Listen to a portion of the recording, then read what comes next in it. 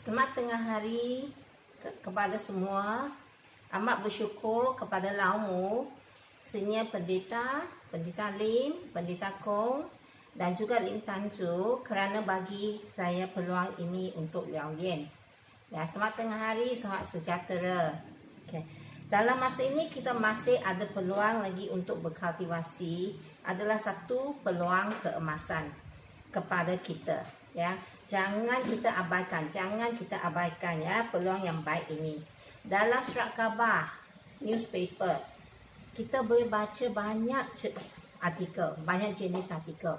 Betul?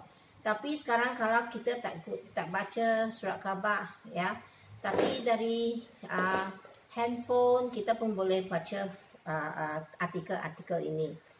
Biasanya artikel yang macam mana? Artikel yang macam mana lebih terdapat yang kita boleh baca pada masa ini. Artikel yang macam mana? Yang mengembirakan atau yang menyedihkan? Ya, mana satu lebih? Yang mengembirakan lebih atau yang menyedihkan lebih? Ya. Dalam segala jenis media ya, tidak kira dalam surat khabar ataupun dalam WhatsApp, dalam Line, Instagram ya dan lain-lain, kita selalu baca artikel yang sedih kerana masa ini ada COVID-19 ya, tentang orang yang sakit dan juga yang perlu pertolongan. Banyak sekali artikel jenis ini ya. Banyak juga yang hulurkan tangan, mereka ya, menolong orang lain, tapi ada juga yang mengambil kesempatan.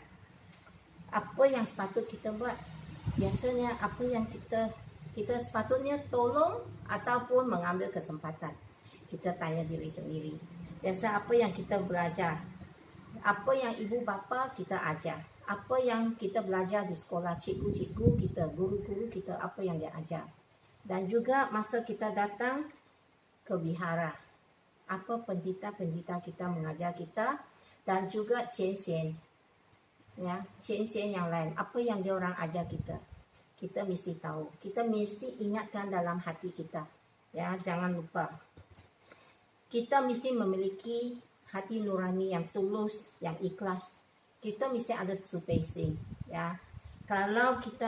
Bila kita tolong menolong antara satu sama lain, ya, kita sedang menumbuhkan benih kasih sayang. Ya.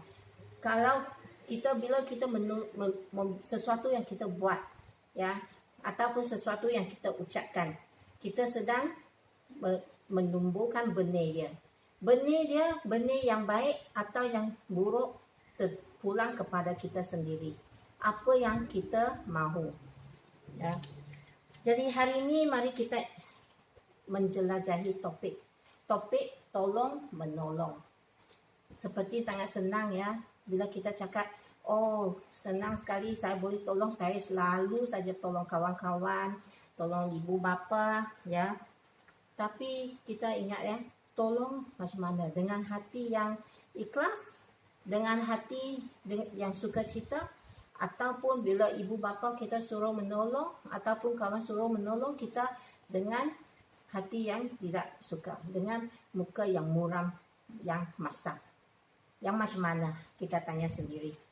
Nah, biasa bila orang perlukan pertolongan, kita mesti hulurkan tangan kita untuk menolong. Dalam bahasa Inggeris ada satu pepatah ya. One for all for one. Ini. One for all for one. Ya. Pernah dengar pepatah ini tak? Saya rasa mungkin anda semua pernah dengar. Ya, one for all for one. Pepatah ini sangat popular pada masa dahulu. Masa sekarang pun banyak orang gunanya. Ya, kenapa? Pernah dengar The Three Musketeers? Cerita The Three Musketeers. Masa saya bersekolah dulu, kita ada baca buku The Three Musketeers. Ya, dan kita ada ujian juga. Dalam buku ini The Three Musketeers, dia menceritakan 3 orang kawan, ya, sahabat karib, sahabat baik, ya, yang selalu menolong orang dalam kesusahan. Jadi apakah maksud one for all for one? Kalau kita terjemahkan dalam bahasa Indonesia, dia begitu. Satu untuk semua, semua untuk satu. Itu maksudnya. Ya, sangat susah difahami, betul? Jadi apa itu maksudnya satu untuk semua, semua untuk satu? Apa maksudnya? Untuk lebih jelas, dia bermaksud tolong menolong. Itu saja. Bukannya ada banyak cerita yang susah difahami. Tapi satu untuk semua, semua untuk satu, maksudnya tolong menolong, ya. Dia dapat kita pisahkan kepada dua bahagian. Satu untuk semua, satu bahagian, dan semua untuk satu bahagian kedua. Jadi kita ceritakan bahagian pertama dulu, yaitu satu untuk semua, ya. Mengatakan bahawa setiap orang berkontribusi pada keseluruhan. Maksudnya jika ada masalah, setiap orang harus melakukan bahagian mereka untuk membantu, ya. Tidak kira itu siapa. Seperti masa ini ramai yang perlukan pertolongan. Jadi kita mesti hulurkan tangan, menolong seberapa yang kita boleh. Ya, tidak kira orang itu kaya, orang itu miskin, orang tua atau orang muda. Pertolongan yang kita hulurkan tidak kira dalam bentuk apa. Boleh dalam bentuk wang, bentuk barangan seperti beras, makanan, minuman, okey, dan usaha ataupun dalam bentuk usaha keringat kita sendiri. Tidak kira apa sekali, kita boleh hulurkan. Kita tolong secara apa yang kita boleh, sebagaimana kita boleh, ya. Jadi satu untuk semua, maksudnya kita satu orang buat seberapa yang boleh untuk sebanyak orang yang kita boleh tolong. Kita dengar satu cerita, ya. Anda semua kenal Jackie Jiangshi, betul? Ya, dia sudah banyak kali sampai ke Medan, ya. Dan Jackie Jiangshi dalam masa ini kita semua kena lock up dekat rumah, tidak boleh keluar ke mana-mana. Jadi apa yang kita boleh buat? Kita mesti usaha, fikir apa yang kita boleh buat dalam masa ini. Apa yang kita boleh buat untuk menolong orang lain. Jadi Jackie Jiangshi tiap-tiap pagi dia pergi ke satu kedai makanan, di mana di sana dia tolong memasak dan dia tolong membungkus makanan untuk orang yang keperluan. Dari pagi sampai petang. Pagi 8 sampai petang pukul 5. Ya, bukannya senang, susah, penat. Ya, you masak dekat dapur dari pagi sampai tengah hari, lepas tu tolong bila ada senang sikit tolong bungkus-bungkus makanan tu semua, ya. Tidak bukannya senang. Tapi dia tidak peduli kepenatan dia. Dia tidak mengucapkan macam sangat letih atau apa. Tapi dia senyum juga tiap-tiap hari bila dia pergi menolong. Ya, itu pertolongan yang dia bagi. Malah dia rasa lega dan dia rasa gembira kerana dapat peluang untuk berjasa kepada komunitas.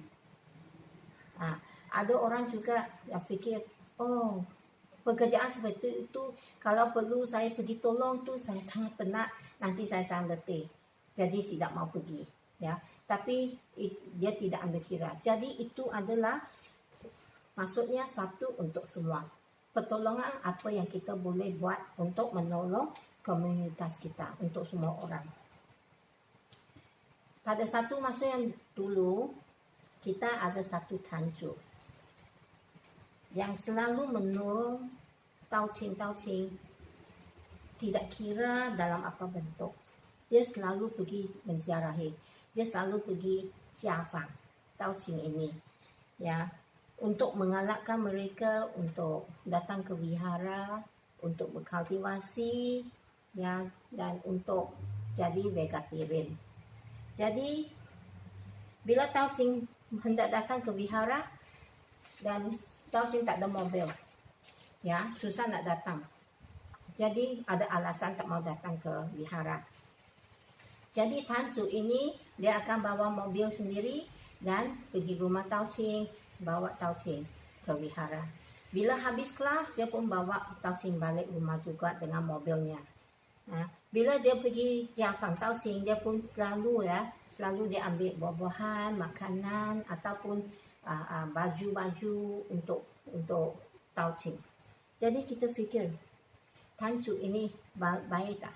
Ya, dia melakukan apa yang dia perlu lakukan. Dia menghulurkan tangan untuk menolong orang. Tapi sayang sekali dia sudah tiada bersama kita di sini. Ada satu orang lagi yang saya ingin ceritakan, yaitu Tan Su saya. Semasa saya menerima Tao 30 tahun yang lepas Sebelum saya menerima Tao, saya sudah mula ingat nak jadi vegetarian. Tapi 30 tahun yang lepas nak cari makanan vegetarian sangat susah. Bukannya senang, Kami dapat cari satu yang jual vegetarian di kedai di tepi jalan, tapi mahal dan kami tidak biasa makan makanan masakan dia. Okey. Lepas itu Tan Su saya, bila kita sudah menerima Tao, Tan Su saya dapat tahu yang keluarga saya nak jadi vegetarian. Dia beli makanan, sayur-sayuran dan juga sos-sos dan datang rumah saya untuk mengajar saya macam mana nak memasak masakan vegetarian. Bila di wihara ada kelas-kelas masakan, dia juga suruh saya datang untuk belajar. Jadi macam ini dengan galakan dari Tan Su saya menjadi vegetarian. Saya tahu lebih macam mana nak memasak masakan vegetarian yang berkhasiat. Bila kita jadi vegetarian, tidak semestinya kita selalu makan makanan yang goreng. Memang makanan gorengnya sedap, tapi tidak baik untuk kesihatan. Betul? Jadi bila kita nak belajar, kita kena makan makanan sederhana. Dalam semua jenis sayur-sayuran pun kita mesti makan. Bukan saja bahan-bahan apa kita kata mock meat. Maksudnya makanan vegetarian seperti char siu ataupun itu cai ngo, itu semua tapi lebih kepada makanan sayur-sayuran yang lebih segar seperti itu lentil semua dan juga sayur-sayur. Jadi dari cerita tadi, 3 cerita itu kita boleh nampakkan frasa ini, satu untuk semua. Dari satu orang dia hulurkan tangan sebanyak yang boleh untuk menolong orang lain yang perlukan pertolongan dalam apa juga jenis pertolongan yang diperlukan. Seperti saya perlukan orang ajar saya memasak masakan vegetarian. Jadi Tan Su saya dia tolong. Dia belikan sayur juga, belikan sos juga. Itu pertolongan yang dia bagikan. Seperti Jackie Jiang Si, dia hulurkan usaha keringat dia, keletihan dia, tapi dia tidak mengamuk kata dia letih. Itu yang dia hulurkan, pertolongan yang dia hulurkan. Jadi dari sini kita nampak frasa ini satu untuk semua. Maksudnya one for all. Tidak kira jenis orang yang macam mana, kita hulurkan pertolongan juga. Kita boleh lihat hati seseorang yang tulus, yang ikhlas, yang ada spacing. Pengorbanan seseorang itu bukan untuk keuntungan diri sendiri.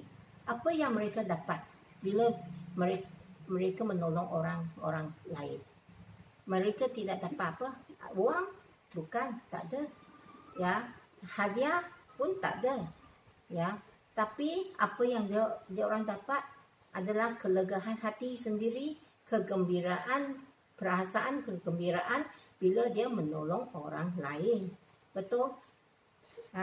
Jadi frasa kedua. Frasa kedua, semua untuk satu. Berarti tidak ada yang tertinggal. Ya, tidak ada yang tertinggal. Jika satu orang menghadapi masalah, maka masalah itu bagi seluruh komunitas. Ya, seperti masalah COVID-19 sekarang. Bukan saja masalah satu orang, tapi masalah semua. Satu dunia. Masalah seluruh dunia. Betul? Jadi kita mesti bersatu hati, berusaha dalam memenangi peperangan ini. Ya, kalau kita tidak boleh keluar dari rumah, tak apa, kita ambil masa ini untuk belajar di rumah yang menimbul lebih keilmuan. Jangan kita bazirkan masa selalu tengok handphone, main game ataupun tengok cerita saja, ya. Tapi kalau boleh kita macam hari itu 2 hari yang lepas kan, video Yu Jiang Si sudah ada di line. Kita boleh, bila kita dengar topik itu satu kali, apa yang perasaan kita dan apa yang kita dapat fahami sedikit. Tapi bila kita dengar kedua kali, ketiga kali, perasaannya lain sikit, tidak sama. Kita boleh dapat lebih ilmu lagi, kita dapat lebih memahami lagi apa yang Jiang Si itu ingin ceritakan, ya. Jadi kalau boleh kita dengar lagi apa yang Yu Jiang Si topik hari itu, nilai-nilai munir anak remaja sekarang. Betul, ya. Sekarang banyak masa, kita luangkan sedikit, ya, masa untuk dengar balik topik itu. Kalau tidak silap, minggu depan topik yang kedua akan keluar dari Jackie Jiang Si. Saya lupa apa topik dia. Tapi ada tentang keluarga dan saya. Saya dan keluarga dan saya. Oh, saya dan keluarga dan saya. Tengok. Saya dan keluarga dan saya. Yang saya punya satu untuk semua, semua untuk satu. Jadi bila topik itu keluar nanti kita dengar, ya. Kita dengar tapi bukan satu kali saja. Kalau boleh setiap topik dalam masa ini kita dengar 3 kali, 4 kali, sebab setiap kali kita dengar kita akan dapat perasaan yang lain, dan setiap kali kita dengar kita akan dapat ilmu pengetahuan yang lebih lagi mengenai topik itu. Okey, bila kita lihat sesuatu yang tidak diingini, ya, berlaku kepada seseorang, kita sebagai komunitas mesti menolong. Di vihara juga kita biasa lihat, jika sesuatu berlaku kepada seseorang taucing, kita nampak banyak hancu, banyak taucing akan termasuk juga Tian Chuan Si akan hulurkan tangan dan menolong taucing itu. Betul? Ya, itu yang kita bisa biasa tengoklah, ya. Jadi dapat dinyatakan sebagai kita semua bergantung pada kita masing-masing, dan masing-masing dari kita dapat mengandalkan kita semua. Ya, dalam dunia ini tidak ada orang boleh berkata saya tidak perlu pertolongan orang lain. Tidak ada orang boleh berkata begitu. Sebab dalam hidup kita sentiasa kita akan perlu pertolongan orang lain dalam sesuatu masa dalam hidup kita. Ya, orang lain juga akan perlu pertolongan kita. Seperti sekarang, dalam video ini, apa yang anda nampak adalah video bila dinaikkan kepada line atau YouTube, betul? Tapi anda tahu tak, kalau diminta saya sendiri yang merakamkan, pasti tidak ada video ini. Ya, kenapa? Sebab saya tidak tahu macam mana nak merakam video ini. Jadi saya perlukan pertolongan dari Jackie. Sekarang saya ada di Vihara Happy Garden di Kuala Lumpur, bukan di rumah saya sendiri, ya. Jadi video pertama saya juga saya minta Jackie Jiang Si, saya perlu pertolongan awak, ya. Jadi video yang kedua ini pun saya minta pertolongan dia. Jadi tengok, dalam hidup kita pasti ada sesuatu yang kita perlu pertolongan dari orang lain. Tidak kira perkara kecil, perkara besar. Orang lain juga perlukan kita juga. Ini adalah pesan solidaritas dan persatuan pada dasarnya. Ya, jadi kita tidak boleh sendirian saja. Memang mesti ada hubungan dengan orang lain dalam hidup kita. Memang perlu seperti dua tangan ini. Kita perlu pegang erat-erat, kuat-kuat dengan orang lain juga. Ya, dengan tangan orang lain. Thomas Paine berkata ya, bukan dalam jumlah, tetapi dalam persatuan bahawa kekuatan besar kita terletak. Not in numbers but in unity that our great strength lies. Jadi maksudnya kekuatan kita terletak dalam persatuan kesemua dan bukan berapa jumlahnya kita. Ya, bukan katanya saya satu orang saya boleh buat, ataupun dua orang saja kita boleh buat, ataupun kita ada 100 orang kerja ini baru dapat diselesaikan. Bukan begitu. Tetapi kalau kita banyak orang sekali macam mana pun, 100 orang ke 1000 orang ke, kalau kita tidak ada unity, ya, kalau kita tidak ada persatuan antara semua orang ini, kerja itu memang tidak dapat diselesaikan. Ya, pernah dengar orang kata, kami seperti tidak bekerja ya bersama sebagai satu tim. Kenapa kita tidak boleh mendayung sampan mengikut sama arah? Kenapa tidak? Kita selalu dengar, kan? Selalu dengar orang kata, kenapa ya kita tim ini macam pecah-pecah saja, tidak bersatu. Kenapa? Kita mesti tahu, setiap kali kita bersama, kita mesti bekerja sebagai satu tim, ya. Kalau tidak, banyak kekacauan berlaku. Banyak yang akan hindarkan kita dari menyelesaikan tugas yang diberikan kepada kita. Kalau kita tidak sama haluan. Seperti orang mendayung sampan. Ya, kalau dalam sampan itu ada 10 orang. 10 orang kena mendayung dengan dari hara yang sama. Kalau orang itu kata, sini ada orang mendayung sebelah sini, sana ada mendayung secara lain, bolehkah sampan itu terus sampai ke destinasi? Tidak boleh. Sampan juga pusing-pusing. Kenapa? Sebab ini dayung secara ini orang dayung secara yang lain. Jadi sampan itu menghala ke mana? Tidak tahu. Jadi dia hanya pusing-pusing saja di tempat yang sama. Ya. Jadi tidak boleh ada konflik. Katakan dalam wihara, bila kita nak adakan kelas, banyak kerja yang perlu disiapkan.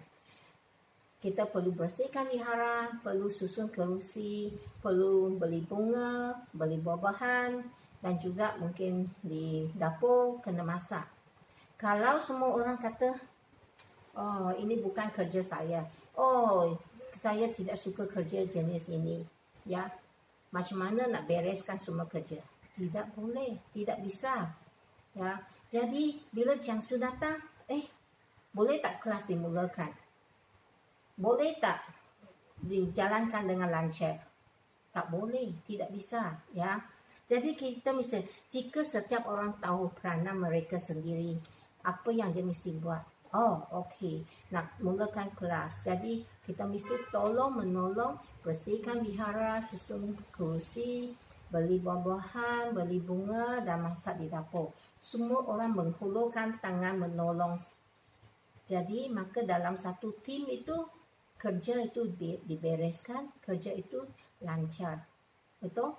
Jadi bila jangsa datang kelas nak mula, kelas mula dengan dalam masa yang tepat dan lancar dijalankan.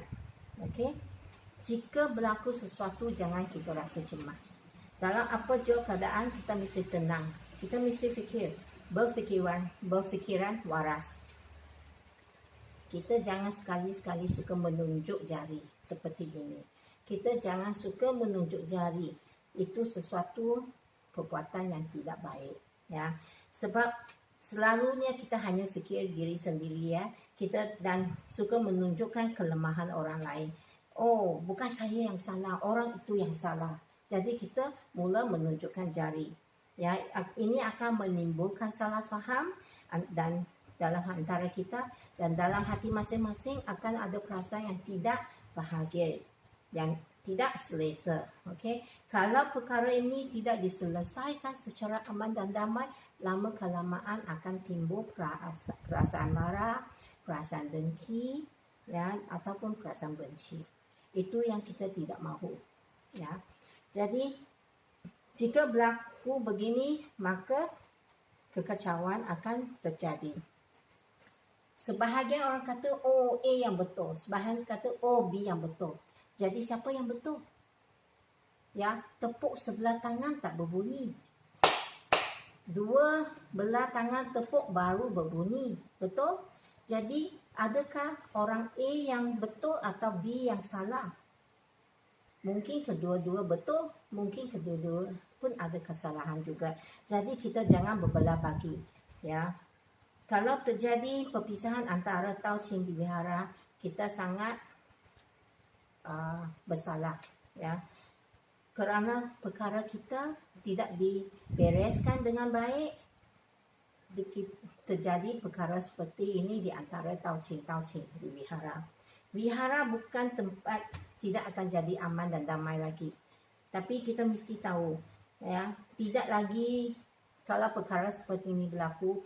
Wihara adalah sebuah tempat beribadah. Boleh orang datang sini beribadah lagi. Boleh datang lagi sini belajar berkultivasi lagi. Tidak. Kerana bila orang datang, Tao Qing datang, oh, saya sebelah sini. Yang lagi satu, saya sebelah sini. Jadi apa yang berlaku? Jadi kalau tidak boleh datang ke wihara untuk menimbul ilmu berkultivasi, kemana lagi kita boleh pergi? Ya. Jadi dalam apa jua keadaan, kita mesti ingat 15 fokui. Kita guna fokui dalam hidup kita bukan untuk menghalang atau mengikat tangan kaki kita. Ini tak boleh buat, itu tak boleh buat. Bukan. Ya. Tapi fokui, 15 fokui ini untuk menunjukkan jalan yang betul kepada kita, cara macam mana kita sepatut hidup. Ya. Bila kita mengikuti 15 fokui dalam hidup, maka perjalanan hidup kita akan lebih selesa, lebih senang. Ya. Terutama kita tengok fokui ke-14. Huo yin si. Maksudnya kita mesti berfikir dan berkelakuan mengikut keadaan pada masa itu. Tetapi bukannya kita boleh melakukan sesuatu sebarangan. Ya, tidak, ya. Mesti lakukannya mengikut pengajaran yang kita belajar selama ini. Ya, tidak maksudnya Huo yin si, maksudnya fokui ke-14, Huo yin si, kita boleh lakukan apa saja. Bukan. Tapi ada batasannya. Kita mesti ingat ada batasannya. Bila kita gunakan fokui ke-14, kita mesti gunakannya bersama-sama dengan fokui ke-15, iaitu Jingyan Shen Xing. Maksudnya berhati-hati. Ya. Jangan lupakan yang kita sedang berkultivasi. Bila kita gunakan fokui ke-14 dan ke-15 dalam masa yang sama, ya, kita berhati-hati melakukan apa yang sepatutnya dalam keadaan yang diperlukan pada masa itu. Walaupun masa itu kita sedang menolong orang yang perlukan pertolongan itu. Ya. Jadi setiap masa kita gunakan, kita akan tahu macam mana nak pergi jalankan pertolongan, berikan pertolongan yang diperlukan. Okey.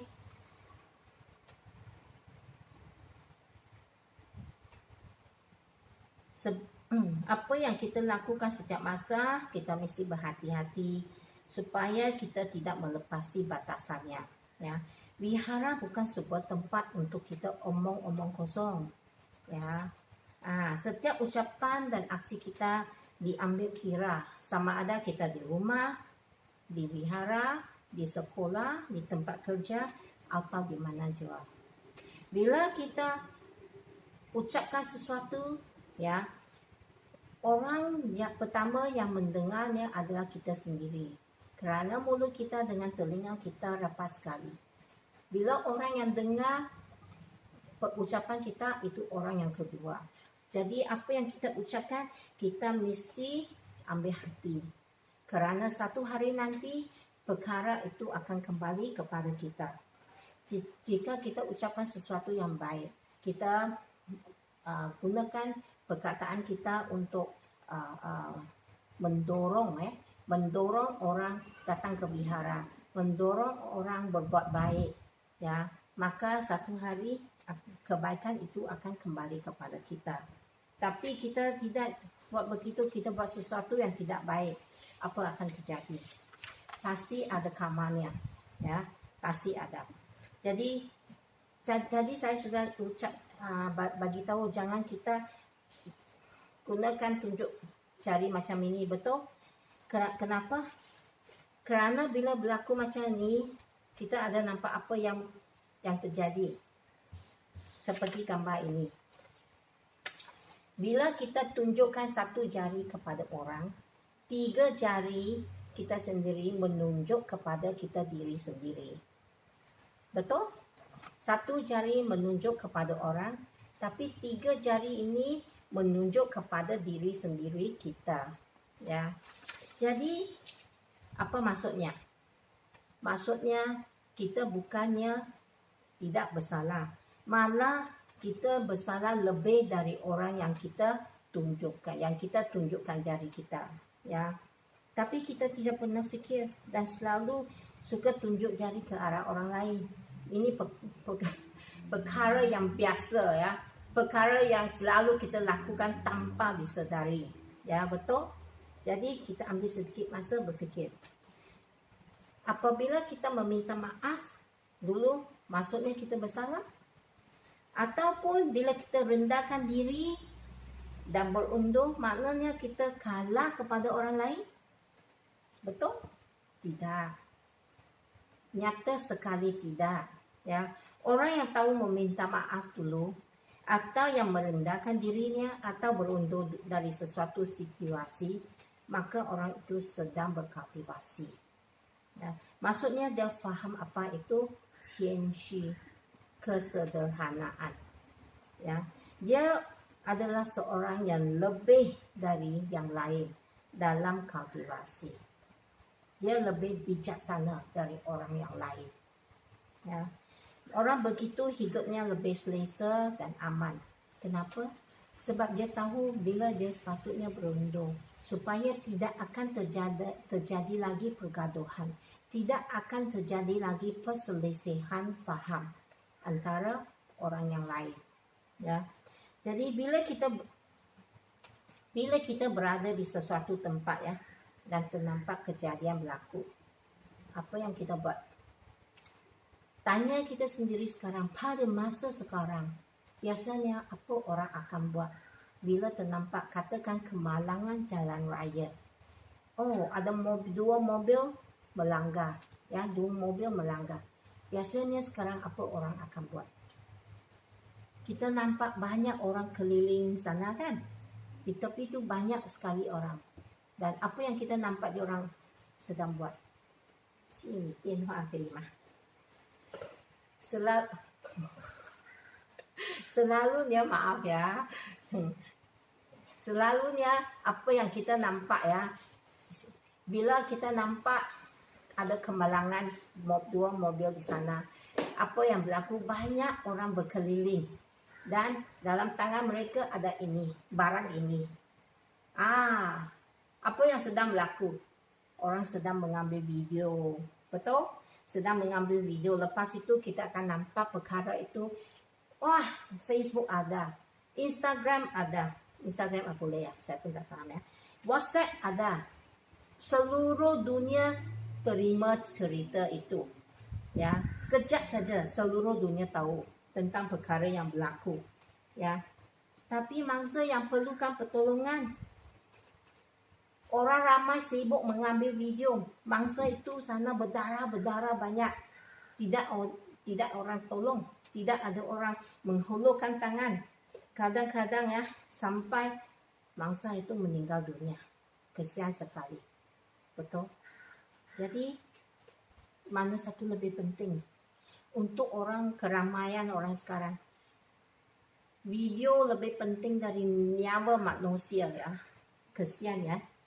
Kita sudah tidak nampak peri kemanusiaan di manusia sekarang.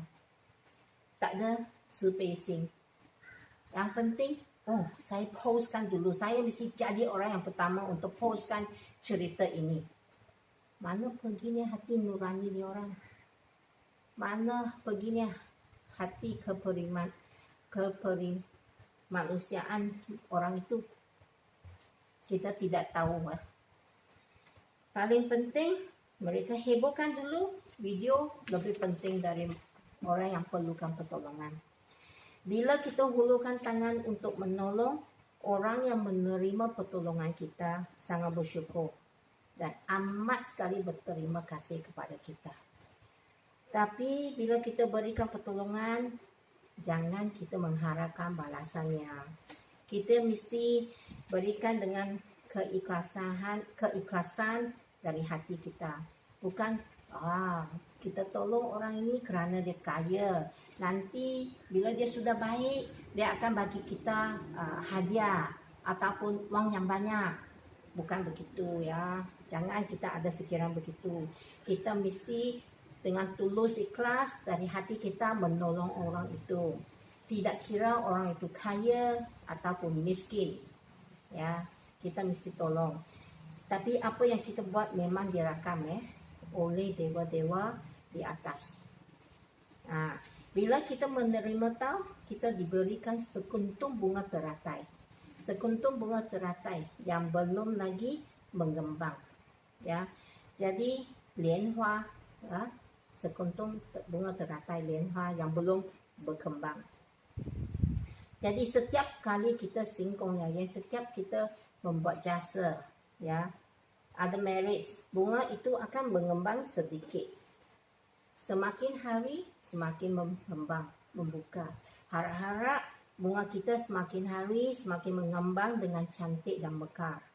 Jangan kita biarkan bunga itu datang begini sampai hari akhir kita pun begini juga. Jangan.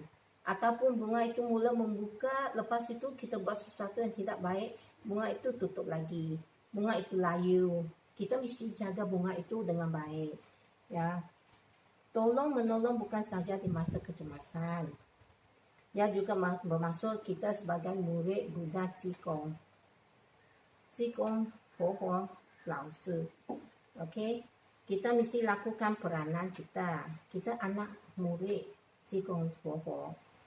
Kita berpeluang menerima tahu kerana ada orang yang hulurkan tangan dan hantar kita, bawa kita ke wihara. Tidak kira orang itu ibu bapa kita ataupun saudara mara kita ataupun kawan-kawan kita. Tapi kerana orang itu hulurkan tangannya, maka hari ini kita ada peluang untuk menerima tahu. Ya. Orang yang hulurkan tangan menyelamatkan roh kita, lingsing kita, ya, roh kita. Jadi apa yang kita mesti buat? Dia telah memberi peluang untuk kita berkalkulasi supaya kita berpeluang untuk pulang ke tempat asal kita. Ya, supaya kita tidak tersesat jalan di dunia ini. Di dunia ini banyak yang boleh menyebabkan kita tersesat jalan. Betul?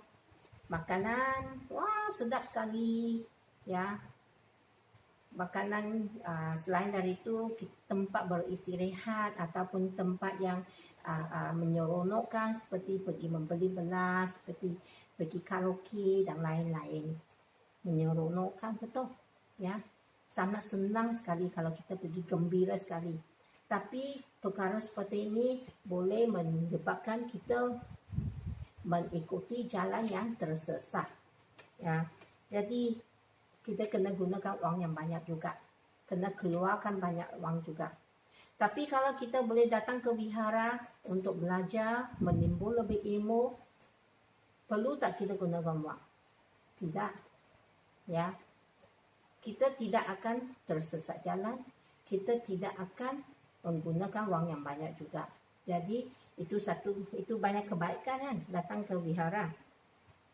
Jadi sekarang kita sudah dapat peluang menerima tahu. Kita dapat peluang berkultivasi, ya. Maka sekarang masa untuk kita menghulurkan tangan kita, ya. Kita ada dua tangan, ya. Jadi satu tangan satu kawan, kita boleh bawa dua kawan datang ke wihara, ya, untuk belajar bersama-sama kita. Orang tolong kita, maka kita sekarang tolong orang lain. Bila di wihara, Cien Sen memberi tunjuk ajar kepada kita, maka kita mesti juga memberi tunjuk ajar kepada Tao Ching yang perlukannya. Ingat fokus kedua, Zun Qian Ti Hou. Ini bermaksud kita mesti menghormati Cien Sen walaupun umurnya lebih muda dari kita. Tapi dia menerima tahu lebih awal dari kita.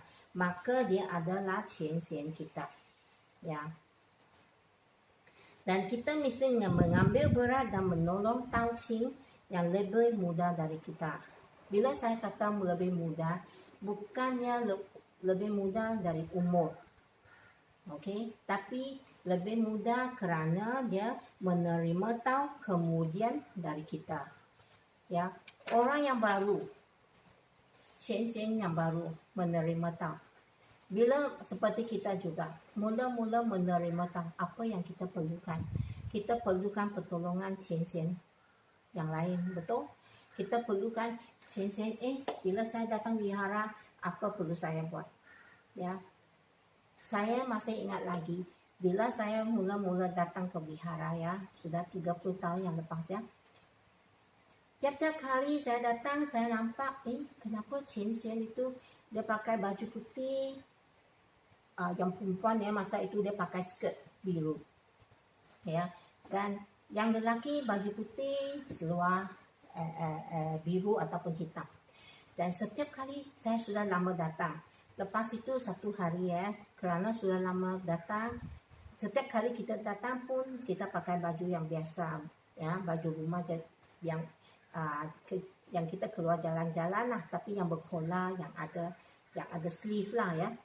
Jadi satu hari saya tanya Cien Sen itu, sampai hari ini, ya, Cien Sen itu masih kawan baik saya, ya. Dia tidak lagi di Kuala Lumpur, dia sudah balik ke kampung halamannya, tapi saya masih ingat masa itu saya tanya Cien Sen itu, boleh tanya kenapa selalu saya datang saya nampak awak semua di wihara pakai baju putih dengan skirt ataupun seluar hitam. Lepas itu dia tanya saya, kalau nak pakai seluar putih, baju putih dengan skirt ataupun seluar hitam, awak nak pakai pun boleh. Tapi awak mesti jadi rencai. Saya tanya, mesti jadi rencai. Apa maksudnya rencai? Itu masa saya mula fikir, ya, siapa maksudnya rencai? Dan Cien Sen itu bagi tahu, rencai maksudnya bila ada kelas, you datang lebih awal, you datang belajar macam mengambil tuala, ya, nak mencing. Dan bila ada Tao Ching datang ke wihara, you ambil tuala dengan senyuman, dengan membungkuk badan sikit, Cien Sen请用毛巾, ya,请用面巾. Dia ceritakan, lepas itu tolong bersihkan wihara, tolong buat kerja-kerja lain lah di wihara. Jadi mulai hari itu saya tanya Cien Sen, jadi kalau saya nak jadi rencai, saya boleh pakai? Dia kata boleh. Lepas tu saya tanya, saya nampak juga dia orang pakai kasut, ya, kasut bukan kasut biasa, bukan selipar. Dia kata, semuanya satu pasang. Tantu saya pun bagi tahu juga. Dia kata itu baju semua dengan kasut semua kita kena beli sendiri. Jadi mulai hari itu sudah beberapa lama saya menerima tahu, saya pun dengar saya kata, oh saya mau pun belajar. You tengok saya Houxue, ya, kerana saya menerima tahu kemudian dari tanju saya, kemudian dari Qian Xian itu, ya. Tapi umur Qian Xian itu lebih muda dari saya, ya. Jadi saya Houxue, saya panggil dia Qian Xian, okey. Jadi kita pun bila sekarang tidak kira umur kita berapa, asalkan kita sudah ada peluang ini, kita dapat belajar dari tanju kita, dari tauqing kita yang lain, dari xian-xian kita yang lain, kita mesti juga membahagikan ya apa yang kita belajar dengan tauqing yang baru, ya. Tapi bila kita mengajar, bila kita berkongsi, ya, bila kita berkongsi pengalaman kita, apa yang kita dapat tahu, kita mesti lakukannya dengan hati yang kesederhanaan, ya. Kita jangan angkuh, ya. Jangan, oh saya lebih tua dari awak kerana saya dapat menerima tahu dulu, ataupun saya tahu lebih banyak hal wihara dari awak. Jangan fikir begitu. Sebab kalau tidak ada Qian Peizi, tidak ada Qian Xian yang mengajar kita, kita pun sini kosong. Betul? Ya. Jadi pada asasnya, sebagai konklusi, ya, pada asasnya setiap manusia di dunia perlukan pertolongan. Tidak ada satu tidak perlu, ya. Binatang pun hulurkan pertolongan kepada manusia, ya. Apatah lagi kalau binatang bisa, kenapa kita sebagai manusia tidak bisa, ya. Bila kita bawa kawan atau saudara kita untuk menerima tahu, kita juga sedang menolong mereka kerana kita sedang menunjukkan jalan yang betul yang sepatutnya dijalani oleh mereka. Kita sedang menyelamatkan mereka, roh mereka, ya. Jadi kita hulurkan kedua-dua tangan kita untuk menolong dari segala aspek, iaitu semasa kecemasan dan juga membawa mereka untuk menerima tahu. Ya. Sampai di sini saja perbincangan kita hari ini. Semoga semua dalam keadaan sihat sejahtera dan terus berkultivasi sambil membimbing yang perlukannya. Terima kasih.